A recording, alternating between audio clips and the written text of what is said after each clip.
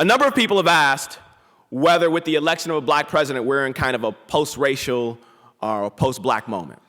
We are approaching a majority-minority nation where there are more non-white babies born in the United States than there are white babies, right? We've got a growing multiracial community, so for the first time, you can actually check more than one box on the census. We even see this kind of in popular culture. So I'm going to talk about hip-hop in a second, but I'm a comic book geek.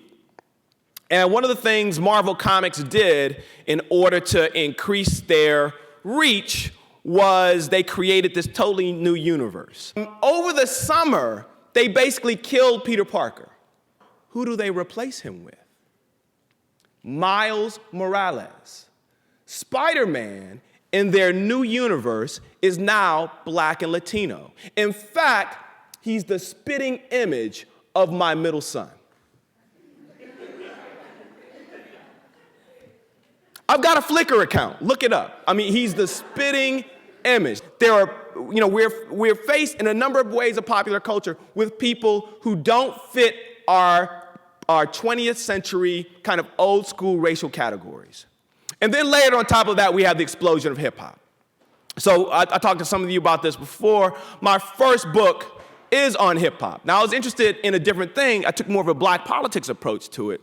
But when we were kids growing up, we had no idea that 2 turntables and a mic would change the world the way it has, right? 2 turntables and a mic. So there are a number of different places where you see kind of this post-racial moment, right? And it's beautiful to see, particularly for those of us who are kind of older and cosmopolitan, right? This is a world that in some ways we couldn't necessarily have predicted. But at the same time, there is significant political and economic anxiety.